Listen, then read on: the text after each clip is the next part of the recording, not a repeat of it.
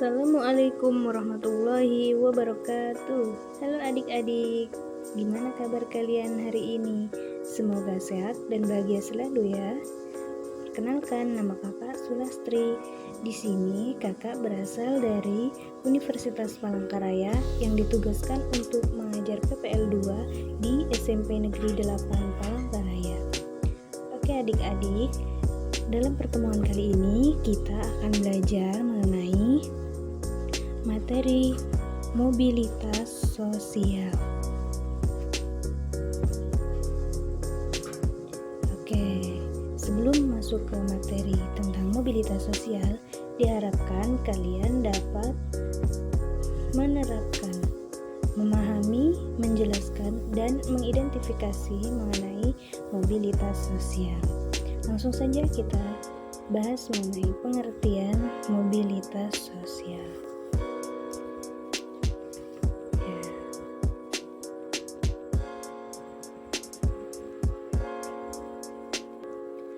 Oke adik-adik, mobilitas sosial berasal dari bahasa Yunani.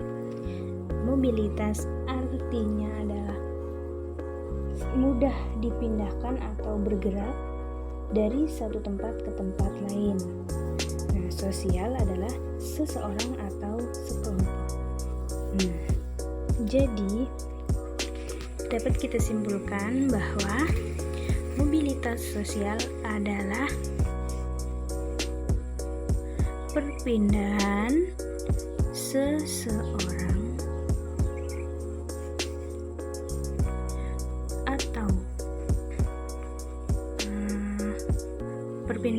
seseorang atau sekelompok orang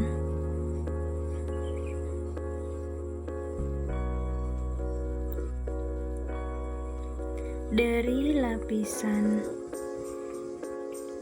sosial, dari lapisan status sosial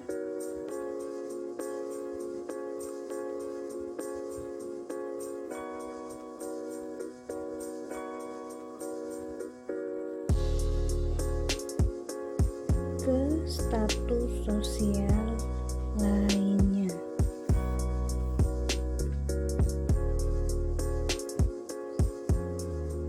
Bisa naik dan bisa turun.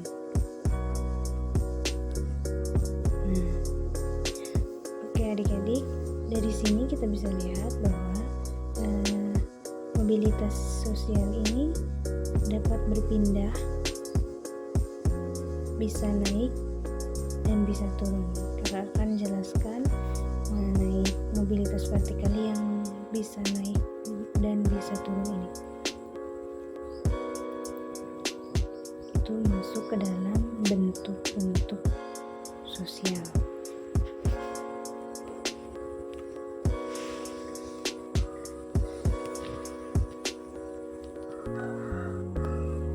Oke, yang pertama kita akan bahas mengenai mobilitas vertikal.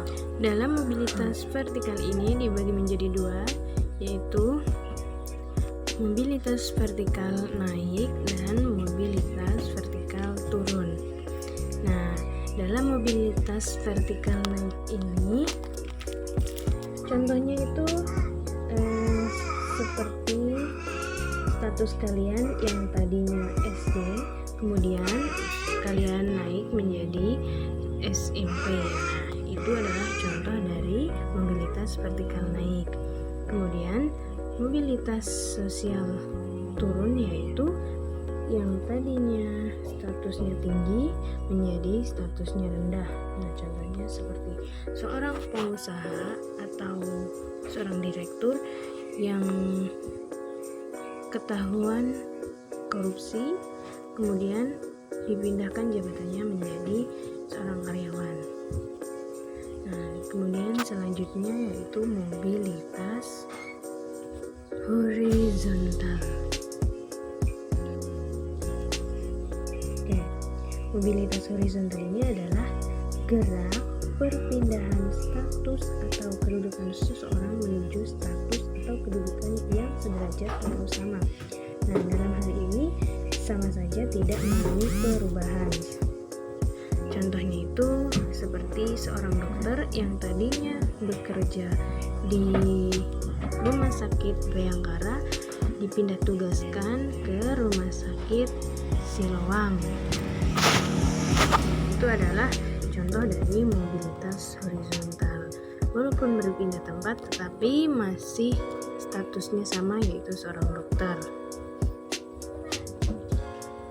Selanjutnya kita masuk ke mobilitas literal.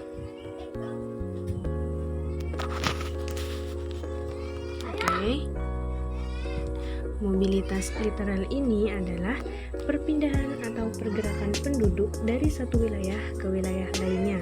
Contohnya seperti kakak yang tadinya tinggal di kampung pindah ke kota. Oke, kita lanjut lagi. Kita hapus dulu. Kita lanjut ke materi berikutnya. Sambil dicatat ya yang penting-pentingnya. Oke, kita lanjut. Poin ketiga yaitu faktor penghambat dan pendorong mobilitas sosial.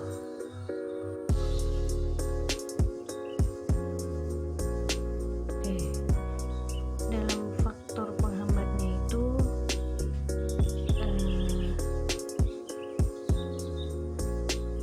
ada yang bersifat positif.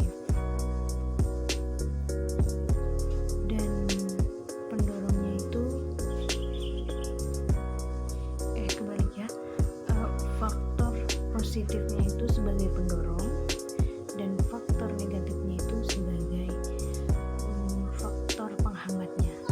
Di sini kakak akan sebutkan mengenai faktor pendorong atau faktor positifnya. Yang pertama, faktor struktural, faktor individu, ekonomi, politik, pertumbuhan penduduk, keinginan mengunjungi daerah lain, pekerjaan yang beragam, dan kemudian akses pendidikan yang mudah. Oke, selanjutnya yaitu faktor penghambat atau faktor negatifnya seperti kemiskinan, situasi politik yang tidak kondusif, faktor kebudayaan, faktor diskriminasi, dan jumlah keluarga yang banyak. Oke, langsung saja kita lanjut ke poin selanjutnya. Poin keempat mengenai saluran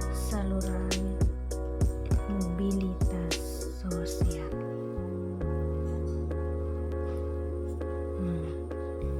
Adapun saluran mobilitas sosial ini meliputi yang pertama lembaga militer, yang kedua lembaga politik, yang ketiga lembaga pendidikan, yang keempat lembaga ekonomi, yang kelima organisasi profesi, yang keenam lembaga keagamaan, dan yang terakhir lembaga keluarga. Oke, selanjutnya kita masuk ke dampak mobilitas sosial. Kita hapus dulu poin kelimanya, dampak mobilitas sosial. Mohon maaf ya, tulisan kakak kurang jelas.